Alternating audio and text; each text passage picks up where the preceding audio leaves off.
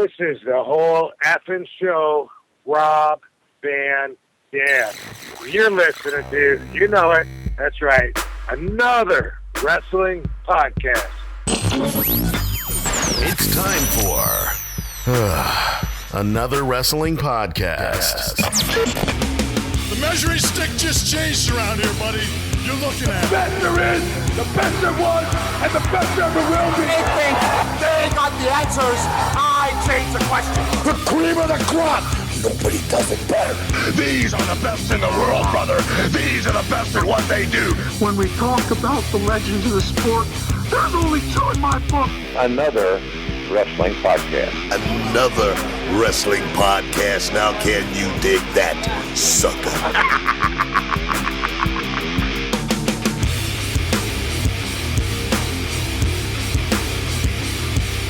Welcome, everybody, to another wrestling podcast. I'm Jonathan Benjamin. And I'm Steve Credo.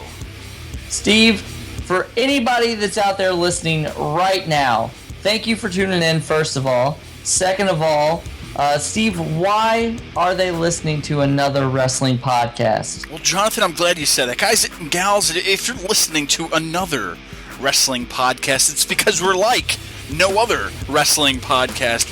We're doing something different. You know, you guys and girls, you listen to all these podcasts out there, and, you know, they're great and whatnot. You know, you guys are talking about Raw, you're talking about TNA, you're talking about Ring of Honor, you're talking about the shows that you watch. But here, we like to talk about topics. We like to pick a topic, stick with it, and talk about it. I mean, because, you know, Jonathan, we could talk about what we see on TV day and night, but, you know, hey, we're just trying to do something different for you kids out there, you know? I call us the undisputed champion of professional wrestling podcasts. We are probably one of the most interactive podcasts out there. We have a website. It's anotherwrestlingpodcast.com. We have our own hotline that you can call in anytime, day or night, and talk to us about wrestling. Tell us that we suck. Tell us that we're great. Tell us what you think we should do on our show, guests we should get. Hey, maybe you're a wrestler out there and you're thinking, hey, I want to get on the show. Call us at 802-297-7672. And you know what? We'll play the best calls on air. Yo, what up, Credo? What up, JB? Angry Cooter, the social assassin of the marks. I'm going to throw something out there. I had the pleasure of hanging out with Sabu one night at a Northeast wrestling show. And let me explain something to you. This is one of the coolest, most down-to-earth dudes I have ever met on God's green earth. And for some hoe-ass to talk shit about a real legend, listen, it makes me want to spit this vodka that I'm sipping on right in his face. Because Sabu was one of the best and one of the greatest of all times.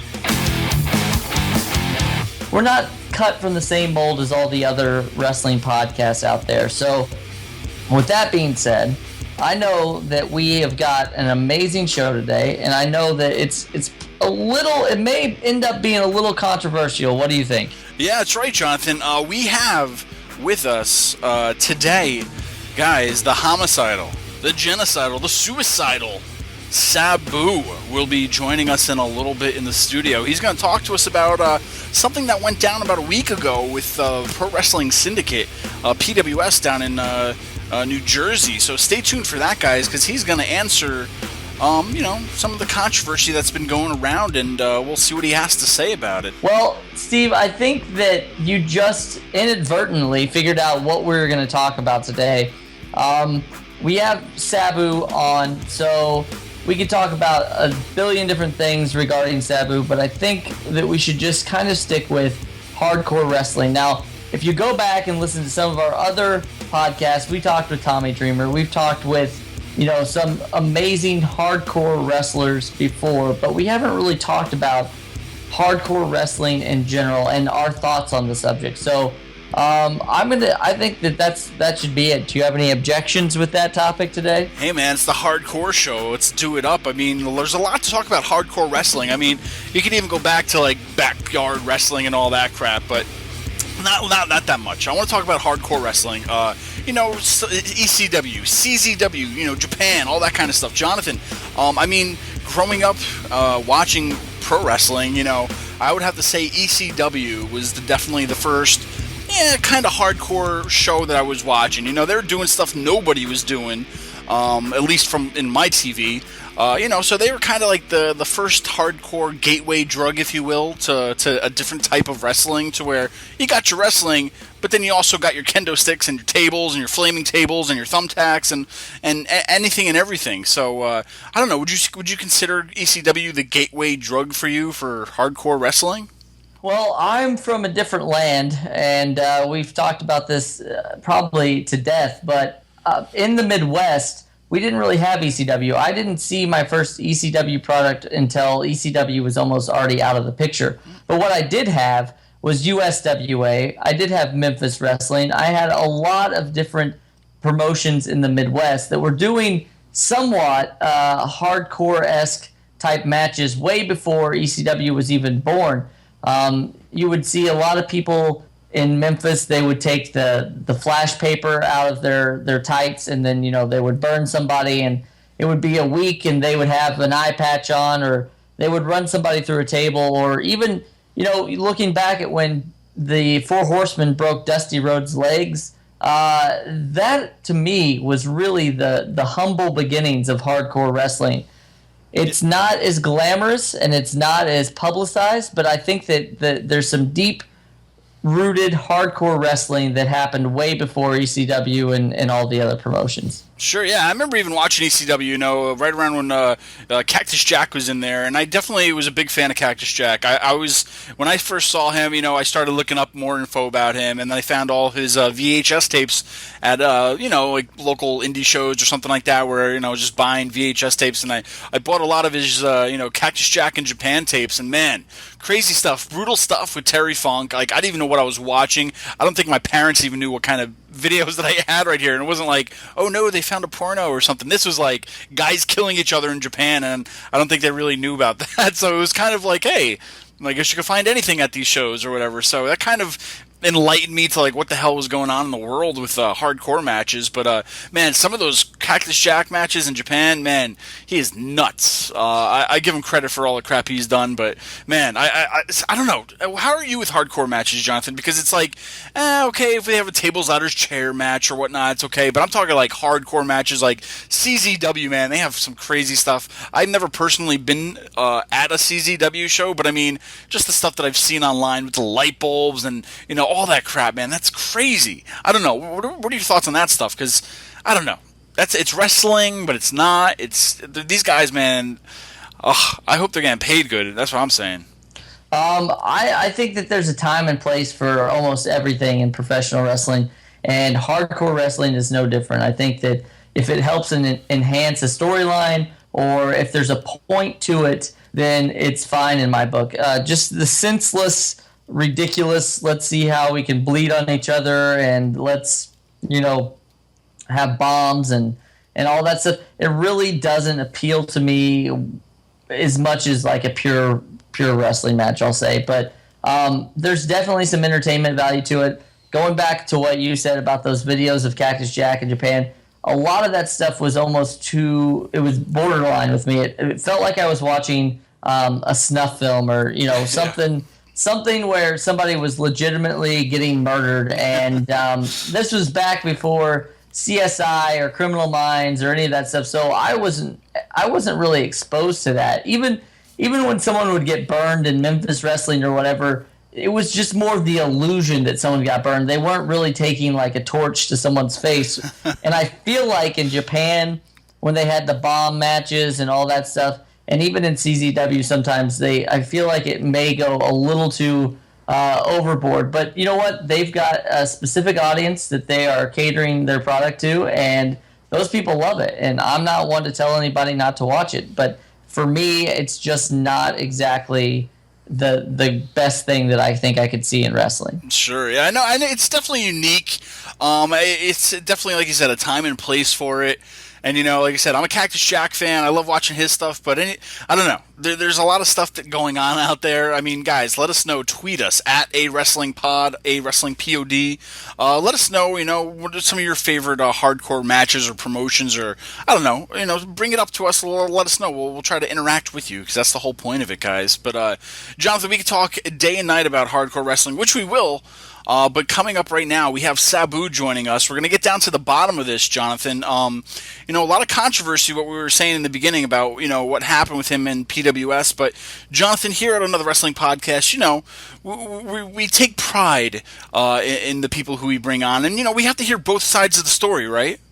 Absolutely. We do this podcast for not only ourselves, so we love doing this, but we do it for the fans. And when we hear that somebody, whether it be a promotion, a promoter, a wrestler, whenever there's something that comes up, there's a lot of stories that go out there, and we're trying to find out, we're trying to get to the bottom of all this. So that's why we felt the need to bring Sabu on.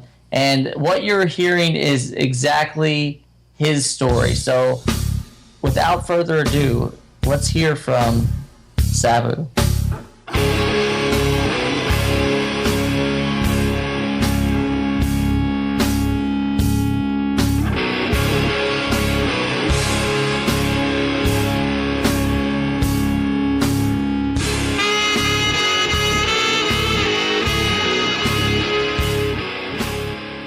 All right, joining us today is the homicidal, suicidal, genocidal, death-defying maniac, a man who's wrestled all over the world and then some, an ECW original, a former world champ, and without a doubt, a man with no fear when it comes to the world of hardcore wrestling. Please welcome Sabu. Thank you. Now, Sabu, it's a treat to speak with you. It's a rarity in the world of professional wrestling that you grant people interviews, so we thank you so much. We'll have some questions about the PWS in a little bit, but first, let's talk a little bit about you. Now, it's widely known that you were trained by your uncle, the original Sheik, to be a technical wrestler, but at what point did doing hardcore matches appeal to you? When I went to Japan. Well, they always did, but that I wasn't allowed to do them, do the stuff I do now to anybody when I first started. Mm-hmm. So I practiced it, but I could never use it. And then when I went to Japan, I got to show it off, Sure. Now, what was it like teaming with your uncle? Did you learn a lot from him on the road? I know you guys teamed a lot when you were with him in Japan. Well, yeah, of course. I was, his slave for 20 years. So, I learned everything from him. Now, you're known for being a cornerstone in ECW and even went on to win the ECW World Championship, defeating Terry Funk early on in your career. But besides winning the world title, what would you consider a highlight for you in your ECW tenure? I don't consider winning a belt a highlight. That's really it's kind of bullshit. The belts don't mean shit to me. And so that wasn't the highlight. I had other highlights that were better than that. I'm not more than that. Other than, the highlight was Terry Funk not winning that belt. I didn't care about that. I cared about wrestling him. Sure. The feud I had with RVD, everybody thinks the feud I had with Taz was the big thing, and it was sort of, but the one I enjoyed the very most was with RVD. Now, I personally don't like asking the what's your favorite match question, but did you ever have a favorite hardcore match that you always try to top and beat? Because I keep remembering your no-rope barbed wire match with Terry Funk at Born to Be Wired, a match which was promoted as being too extreme for ECW. Yeah, I wanted to, better than that match, but I never really had the opportunity to have the right opponent or the right place to do it, because I only had probably, I think, two barbed wire matches out of Japan, only because I didn't want to abuse it here, and no one wanted to pay me for them. Yeah. Now, you've had a litany of injuries throughout your ECW tenure, including broken ribs, a broken jaw, and breaking your neck twice. At any point, did you ever say to yourself, I don't really want to do this, or I can't do it anymore? Or did it just kind of come with the territory? It just comes with the territory. I never thought I could. I never thought it was the end, or that it would, it might slow me down. I never thought anything could stop me, really. With that being said, who have you worked with that you consider a tough SOB like yourself? Terry Funkapers and, RVD, of course, All right. Taz was pretty tough sometimes when he wasn't being a pussy. All right. Now I heard this story. You gotta kind of let me know a little bit about this if you can. From what I know, you're immune to bullets because from what I heard, and you can tell me if this is true or not. But when you first broke your neck, you got an X-ray scan and you found fragments of bullets in your face. As it turned out, I think from what I saw is that when you were 18, you were at a house party and someone started shooting up at the party and, thinking it was one of your friends you thought that one of your friends had been shot and you tackled the shooter who shot you point blank right in the face and the bullet shattered upon impact? Yeah, of course. So you're pretty much the human Superman right now, which no bullet can even destroy, Sabu. Well, I don't know about that. It just about destroyed me, but I got lucky, I guess. Sure, man. That was very accurate, other than I was 19 instead of 18. But other than that, what you said was very accurate. All right. Being a part of ECW kind of comes with a lot of mystery. We've heard a lot of crazy stories went on back then. What would you say the craziest backstage incident that you were ever involved in was? Yes and no. A couple of times Sandman ran around naked and stuff and caused trouble, and a couple of fights and stuff. That was it's funny, but I don't know. It was just every day. Every for something different. All right, Sabu. Now, recently, the PWS, the Pro Wrestling Syndicate in New Jersey, the owners, they made some accusations about you. They claimed that they found drug paraphernalia, blood, and dog feces were found in your hotel room. What happened there that night, Sabu, and how would you like to respond to them and your fans? For one, it's funny as hell, and the truth is not as good as what they made it. They made it sound like it was awesome. It wasn't as awesome as they think, as what they reported. Drugs, blood, and feces. That was great. I mean, that sounds like a great movie. I'm gonna tell you the truth. Why they bashed me and why they pulled this shit? Right. Because I refused to put over the fat ass fucking Japanese prick that they wanted me to put over, who I never heard of, and they know. I'm sorry to be mad because I'm probably gonna tell you why they pulled this shit. It's because they know I get paid more to put over an asshole. And I'm not saying that was an asshole. I mean, a nobody. I'm sorry he's a nobody, but he is. And what they do, this fuckhead company out of New Jersey, they bring in big talent, big name talent, and put over their dronies, which is fine. So I'm not one of those guys that do that, and they knew that from the beginning. And so they pulled it on me twice. I let it go, and they pulled it on me again, so I didn't let it go. So we had a little disagreement.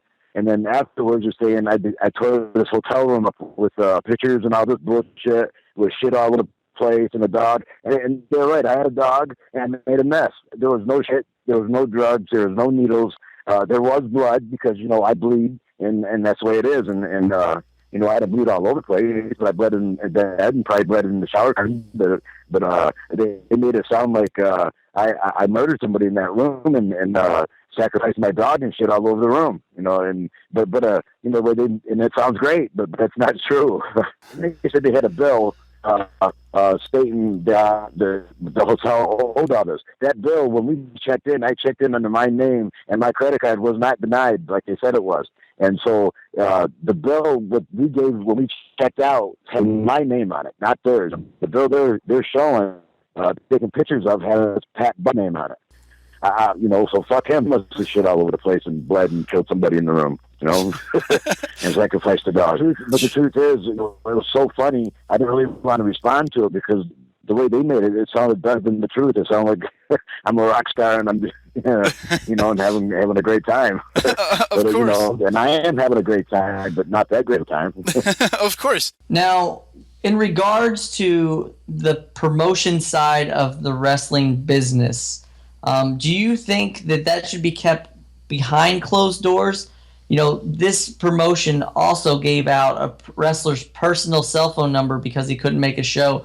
Do you think this is the right way to do business, or do you think this is bad business? Yeah, they make excuses why you don't show up. Not the truth, like you miss a flight, on accident, or act of God somehow. then they'll say like he could see at an airport or he was too drunk or too drugged up. They're even saying I was drugged up in the ring, which is full of shit because those fucking jerks out of New Jersey said that I was so high I didn't know I was announced. I made them announce me again. I guess they'd never seen none of my matches. I make the motherfucker in twice on the way to the ring, in the ring. Because when I'm in the ring, I want to be announced again like an official notification this match is underway, not a fucking just a show, Sure, exactly. I'm sorry to be talking like I am, but they piss me off. No, it's not a problem at all. This is what everybody wants to hear. I mean, people want to hear your side of it, and this is perfect. This is great. This is what it's all about right now.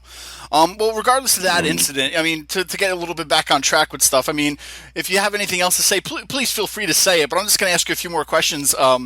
Your career has had quite the longevity compared to a lot of others. Is there any secret to that? Because, I mean, a lot of guys your age, a lot of guys have retired or whatnot, can't do it anymore. But I feel like you don't age in the ring. I mean, there's nothing can stop you. Yeah. Well, see, I grew up watching my uncle, and I broke in, for the first 20 years, catered to my uncle. So I watched, he was old already, but he never said I was old. He just says, I don't feel good today or I feel good today. And he was old, but he never had that old mindset. He always had a young state of mind. So I learned that from him. And I hear guys that are younger than me saying, "Oh, I'm too old to do this." I'm saying, like, "How old are you?" And they'll say, "Well, 35." I go, "Fuck, I'm 50. What the fuck are you talking about?" But and when I was 35, I was jamming. I wasn't thinking about being old. And then I just started thinking about being old recently. Sure. Now, there's no signs of slowing down for you, but will there ever be a last match for Sabu where you actually completely retire? Well, there's got to be sometime, and me and Van Dam kind of agreed, in the very beginning that our last match was together. I'm not sure when it's going to be exactly, but it won't be that far away. A couple of years from now, hopefully not. Sure. Sooner than that. Yeah. Well, just curious. And if you could give any piece of advice to any up-and-comer getting in the business, or maybe one who is into the hardcore style, what would you tell them if there was one thing you could tell them? First, learn basic wrestling. Now, I didn't start out doing hardcore bullshit. I started out smash wrestler, hand-to-hand wrestling, very rarely hitting the ropes, never going out of the ring, no flying stuff, just hand-to-hand basic boring stuff that you have to learn. Every good wrestler knows this stuff. Anybody who made it knows this stuff. The guys who don't make it don't know the basics. And they just go from learning how to lock up to bashing someone with a chair. There's a lot of steps in between that. I took years between that before anybody with a chair. Actually, like 5 years before I ever used a chair. 5 years before I ever bled. 5 years before I ever left outside of the ring. I left the ring for I was left foot outside of the ring. Sure. But my advice is that don't focus on hardcore wrestling. Focus on normal wrestling, and then hardcore wrestling comes later. That's the easy shit. Hardcore's easy. Anybody can bash each other. All right, once again, Sabu, thanks for joining us. Guys at PWS, if you want to, come on the show and let us know any more info about what Sabu said, please feel free. That's why we're here. But anybody else, listening to it, let us know your thoughts, guys. AnotherWrestlingPodcast.com. You can find all of our links on there.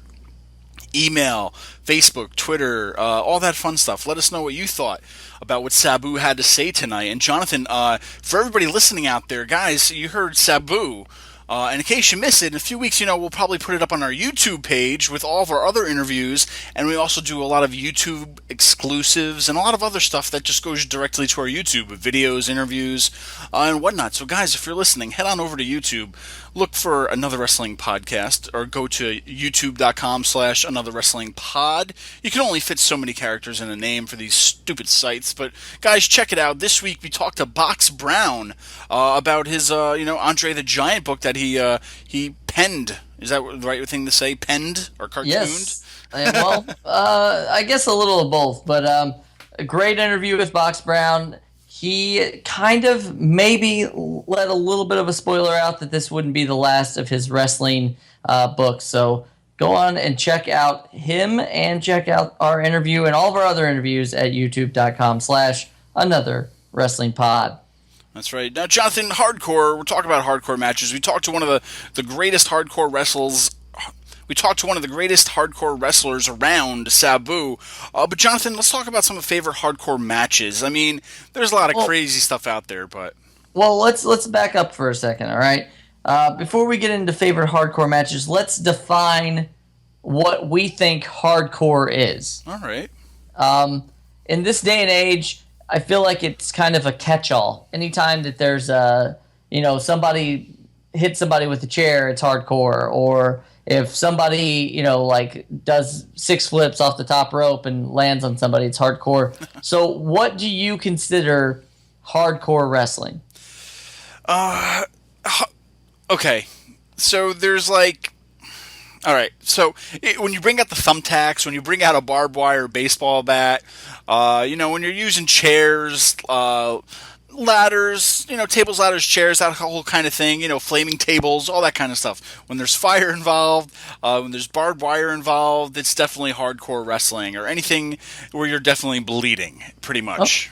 Oh, all right. Now, I kind of see it as if you have a certain set of rules, a regular wrestling match, if somebody uses a chair, a table, a ladder, or whatever, you get disqualified. So anything in that disqualification realm, minus just someone coming down and interfering. So kind of what you're saying, tables, ladders, chairs, brass knuckles, almost anything on a pole that they have, minus Judy Bagwell. But I definitely think that's where you're starting to get into the realm of hardcore in today's day and age. But also, if you just see a very brutal, people punching each other in the face, Mick Foley, that happened several times where people just would punch him so hard, and you're getting into the realm of hardcore. So I know you got ready to talk about some of your favorite hardcore matches. So I just wanted to have a template of what makes a match hardcore. Sure, definitely. I mean, because in this day and age, too, you can almost rank them as hardcore A, B, and C. As A is the really violent crap, B the okay stuff, and C the WWE stuff of what they give you as hardcore. But they all fit into a different kind of a realm. But pretty much, we know what we're talking about when we're talking about hardcore. So, Jonathan, I mean, there's been a lot of matches out there, guys. There's been plenty of hardcore matches. I have a few we want to bring up. And hey, if we forget some, just let us know. Tell us what your favorite one was. But Jonathan, off the top of the bat, the number one hardcore match I think I've seen in my lifetime, and this is saying a lot, is definitely the Hell in the Cell Taker versus Foley. Only for the fact of what you saw live on TV. I witnessed this live. I didn't watch it on a tape or whatnot. I was watching this in my room. I don't know how old I was, probably in my early teens, watching this, and it's definitely that loss of innocence night, because I almost watched a man die live on TV. I mean, granted, it wasn't the craziest match. It just, the spots in the match, with him going off the cage twice, the tooth through the nose, all that crap. I mean, that's exactly how you sum it up right there. I mean, just the reaction of what you saw. I mean, if you didn't jump watching this match live and just feel sorry for what's going on, or even have a bit of emotion thinking that this man is dead, Mick Foley's dead, I don't know. It definitely brought out the emotions, and I don't know. I don't think there's anything that can ever beat this that happened live on TV. I don't know. What do you think? I love that match. It's one that's going to go down in the ages. And if you look at that match, this is what we're talking about. It was hardcore, but there was no one was bleeding profusely. Mick Foley had his tooth through his nose, and there was some blood there. But to be honest, I mean, he may have had internal bleeding. Let's just get down to the obvious here. But at the end of the day, it was almost a movie in the way that it was told. Yeah. That match. Yeah, it was, like I said, it was more spots than it was nonstop beating each other up, and those spots, man, were pretty brutal. That you needed that little breath of fresh air in between each one to just soak up what the hell you just witnessed on TV. Yeah, and I'm gonna say that Undertaker and Mick Foley are never ever gonna be confused with people who aren't hardcore. I think that both of them have done hardcore wrestling and given its due diligence. But the match that I'm going to talk about is probably two people that you may not think about whenever you think of hardcore wrestling. And that was a famous match between Shane McMahon and Kurt Angle. It was at King of the Ring. And if you have not watched this match or the match we just mentioned, get on your WWE network right now and look these up, because I assure you, if you're squeamish, you may not want to watch them, but they are just amazing matches. And who would have ever thought that Shane McMahon would have been on our hardcore wrestling podcast? But you got to give him credit, man. Oh, just what he went through, right? Yeah, and I think that he had a lot to prove, because everybody wanted to say that he was the boss's son, and he doesn't have to work that hard and blah blah blah. But I saw Kurt Angle pick him up and try to throw him unsuccessfully, might I add, several times through plate glass, until he finally just grabbed his head and rammed it through there. And it is from start to finish the most probably physical match that I think I've ever seen in the world of professional wrestling. Yeah, Shane McMahon definitely earned his stripes that night. I mean, nobody ever questioned him again if he wanted to be in a match. It's like, all right, man, if you want to do it, go ahead. I definitely didn't expect that at all. It was one of those shocker moments to where, it wasn't as crazy as Taker and Foley, but I mean, still, he did some stuff where it was like, wow, okay, all right. I guess you're really doing it, just those kind of reactions to where, it wasn't through a cage or whatever, but I mean, still, like you said, he went through the glass and whatnot, but, he earned his stripes. That's what I'm pretty much trying to get at.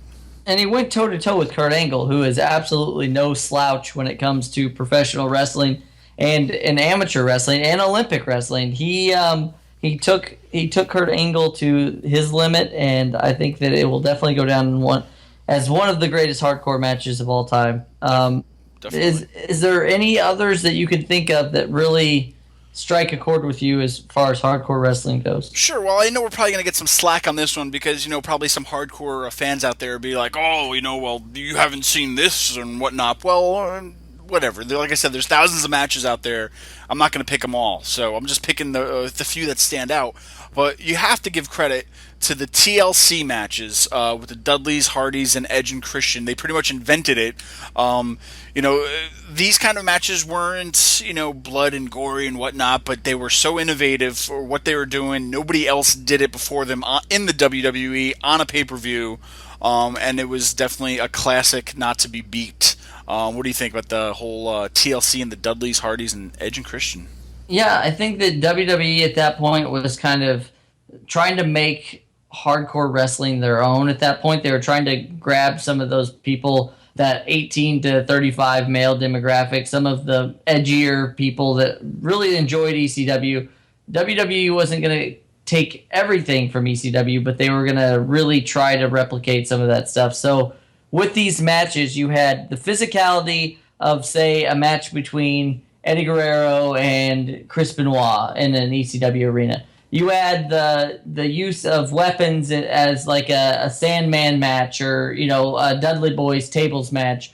And you just had great storytelling, which Paul Heyman was known for in ECW. So it really added almost every element that fans enjoyed from ECW and put it in a WWE setting, which was more controlled and really just made for a beautiful match. And anytime that these three teams got together, it was just magic. Definitely, Jonathan. I mean, guys, we could keep going on and on about these matches, but just a few off the top of our head. What are a few off the top of your head? I mean, let us know. Like we said, tweet us, Facebook us. We are out there in social media. Guys, you can just Google us if we don't get the point across, but find us. Let us know what you're thinking about the show. Comment on the show. Let us hear what you have to say. And Jonathan, I know we talked barely a handful of matches, but out of all these kind of matches, there's different types of hardcore matches.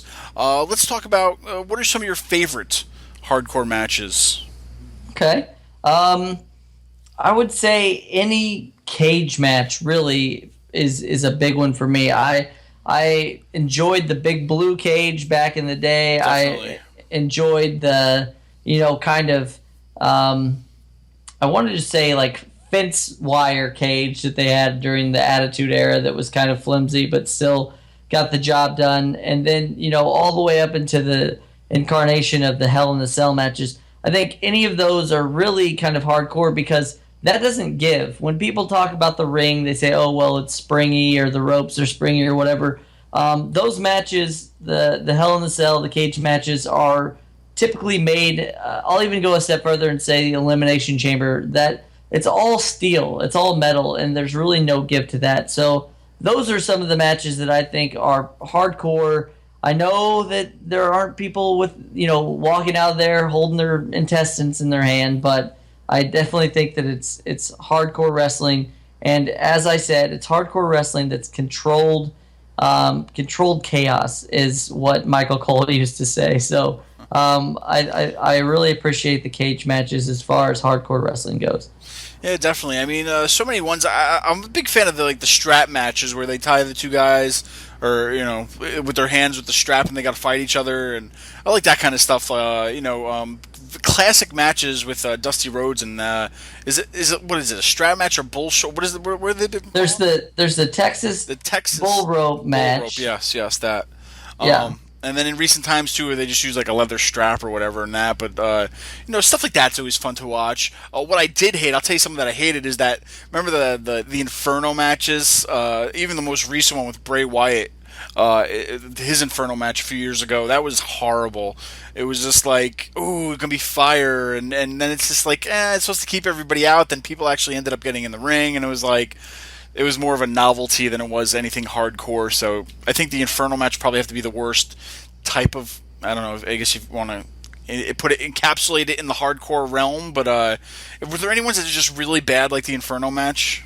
Anytime that there was a first blood match, and this was more really, I remember this more in WWE, but the ones that made me shake my head was always whenever it was like a masked wrestler going against a non-masked wrestler in a first blood match. Mankind went against The Undertaker, I think, in one, if I'm not mistaken, and it was just like, Mankind wears a mask. How is he going to bleed? Like, and obviously, I think he ended up losing the match, which made even less sense. But those really kind of just, I wasn't a huge fan of that. Also, there was the one Elimination Chamber match. It was on the infamous December to Dismember pay-per-view, and it was a hardcore Elimination Chamber match where, like, inside the chamber there were, a steel chair, Singapore cane,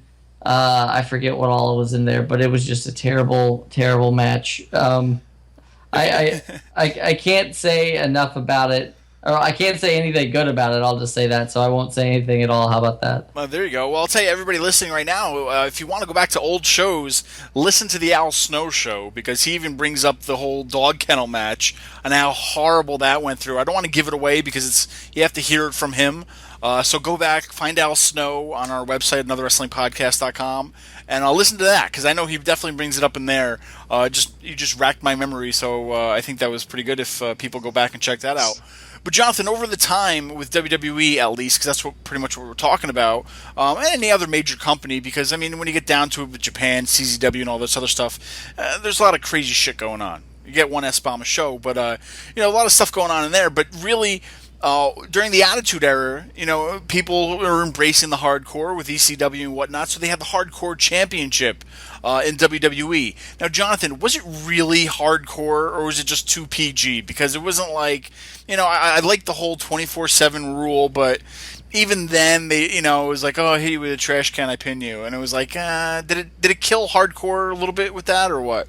I think that at that time they were definitely capitalizing. They had people like Raven, they had people like Tommy Dreamer, Rhino. These guys were coming in. They were bringing legitimacy to that title, but they also had some comedy with it. If you remember, there was Crash Holly was part of it.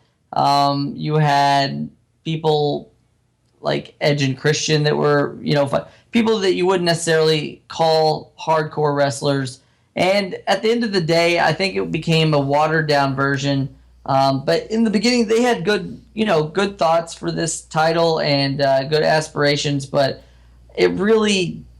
those matches don't really stick out to me as true hardcore matches, just because they were using, they were throwing people into drink machines backstage or throwing them onto cars or whatever. That didn't necessarily make it hardcore to me. It's more about the story and less about like the weapons and stuff. And one that we didn't really talk about, but it's something that I also think was amazing, was the Edge versus Mick Foley WrestleMania 21 match. If you have not seen that match, it's definitely hardcore, but you have to, or actually that's WrestleMania 22. I'm so sorry. But if you go back and watch that, it's not just the match that gets you, it's the actual story behind it. And I would suggest that match to anybody that could watch that. It's WrestleMania 22, Edge versus Mick Foley. And so to me, sometimes the storyline is even more important than the physicality. You could still have a hardcore match without all that blood and guts. Definitely. And I mean, I don't know. I love the idea. I love the championship. It could have worked if it was for guys only in like, a tables match, a ladder, if they just kept it to those matches. They made it silly, and then it just, it definitely lost its luster, if you will. And then even like, other companies had like, TNA, WCW had it. TNA, did they have a hardcore championship, or they turned it into like, wasn't necessarily hardcore though, right? It was something else? Yeah, it was just, I don't remember exactly. They had like, because they constantly had those Clockwork Orange matches with Raven and Abyss, and they were confusing us. They're confusing us. Stop confusing us, promotions. We're trying to make it easy. They were definitely, TNA, I'll give them this. They were definitely doing something that hadn't been done really since ECW. It was putting more of a focus on that, and they were giving people variety. They were giving them X Division matches. They were giving them, Legends wrestling for the heavyweight championship, but then they were also using that niche market, and they were trying to promote some hardcore wrestling. So I will give TNA, I won't do this a lot, but I will give them an A for effort in that part, because I really enjoyed some of the hardcore stuff they were doing in TNA. All right, well, guys, hardcore this, hardcore that. Jonathan, we talked matches, we talked some titles, we talked some promotions, but how about some hardcore wrestlers? A little while ago, we spoke with one of the most hardcore wrestlers around, Sabu. Jonathan, I mentioned Cactus Jack, one of my heroes, one of my fan favorites. What about you? I mean, are there some hardcore wrestlers that stick out to you that are like, you talk about this guy and it's just, yep, he's just totally straight up hardcore. He's a hardcore wrestler. Any names come to mind? Yeah, I mean, I would definitely say Bruiser Brody is one of the big names for me. Unfortunately, I didn't get to see him that much, except for, now I can go back and watch some of the footage and stuff. But he was a huge man, and, his forehead was all cut to shreds because of hardcore wrestling, and he was hardcore. Man. Yeah, he was hardcore before hardcore was cool, and unfortunately, he died in Puerto Rico getting stabbed to death in a locker room. So if that's not hardcore, I don't know what is. So I would say he comes to mind. Also, somebody who made a living on the independent scene being a hardcore wrestler and even garnered a lot of fame in the movie The Wrestler starring Mickey Rourke was none other than the Necro Butcher. He's done pretty much everything from staple guns to thumbtacks to, light bulbs, you name it. This guy is, when I think of hardcore wrestling, his name always comes to mind. Man, I'm just picturing these guys in their matches, and I'm like, man, I don't know how much you would have to pay me to do that kind of stuff to myself, let alone my opponent. Just like, I just remember picturing the Necro Butcher, like, in his matches. Crazy, man. I wish I could just know what their paycheck looks like compared to, John Doe, who wrestled a regular match before him. Is he getting paid like thousands of dollars more, $100 more, or like $5 more, and he's still doing, these crazy matches? And, speaking of foreheads you brought up, like Abdul the Butcher, man, this dude's forehead is just beyond effed up. Even rest his soul, Dusty Rhodes, his forehead's another guy that's messed up. A lot of these guys that just bladed through the years on their heads, man, their foreheads are just, I don't even know how to explain it. They're just messed up, pretty much. Yeah. Another one that we have failed to talk about really is New Jack from ECW. Yeah, another forehead. Yep. Yeah. These guys, man. I don't know how they do it, Jonathan. How do they go through day in, day out, just to put their body on the line? And it's like in a regular match, okay, they put their body on the line. They can get hurt. They could break a leg, break ribs, do this and do that. But these guys are like staple guns, glass, light bulbs, barbed wire. You can. I don't know. It's crazy to think of some of the stuff that they do and to do it for you, the fans. Yeah, and if you are a fan of hardcore wrestling, or maybe you're just getting into hardcore wrestling now, or if you're just wanting to know more about it, I implore all of you to go out and listen to the mass transit incident involving New Jack. It happened. Unfortunately, it's one of the bad things that happen in professional wrestling, but it was definitely one of those times where I think that the line got crossed. And if you're listening to this now, you probably know what I'm talking about. But if not, just look it up, and then you can discuss it amongst yourself, and then send us a tweet or call us on the hotline whenever when you find out more about the mass transit incident. That's right. Guys, gals, anybody listening, let us know who your favorite hardcore wrestler was, too. Like I said, we want to keep it interactive. Tweet us, Facebook us, anything. Let us know who you're thinking about, and we'll comment about it, too. We want to get interactive with you guys. Call the hotline like we played earlier. Just let us know. But, Jonathan, overall, is hardcore a thing of the past, or do you see it sticking around for the end of days? I think that hardcore wrestling had its time and place in this era of professional wrestling, whether it be independent wrestling, whether it be WWE. I think that they realize that they have certain demographics that they have to fill, and most of them do not require the blood and guts of days gone by hardcore wrestling. I think that they can get by with incredible athleticism. You've got the independent scene that's just kind of on fire right now. And with WWE, they have so many sponsors and kid-friendly demographics that they can't really go all out, balls to the wall like they used to. So I think that as of right now, hardcore wrestling is becoming a thing of the past. Well, we shall see, Jonathan. And Jonathan, coming up next week, for everybody listening, we have another kind of hardcore wrestler of the past, definitely an ECW original, if you will, kind of a new original. Rhino. Rhino's going to be joining us on the show. And Jonathan, you want to tell them why everybody should stick around and listen next week? Yeah, absolutely. So we have none other than Rhino and CTWE's, I'm going to call him the man in charge, Nick D'Angelo, is also going to be joining us. And the reason that you want to listen to this episode more than anything is that Steve and I will be giving away 2 tickets to the September 19th show at CTWE. And here's the kicker, Steve. When we give away things, we don't just give you 2 tickets in the nosebleed. These are 2 front row tickets to CTWE show in Stratford, Connecticut on September 19th. You do not want to miss this show. It's going to be an amazing one. That's right, guys. Head on over to ctwepro.com for more information. We're going to be there, Jonathan. That's what we do. We go to shows. We're located in the Northeast, the Poughkeepsie area, the Northeast corridor of professional wrestling. So we go to everything, Jonathan. We love going to local shows. We love going to the bigger shows.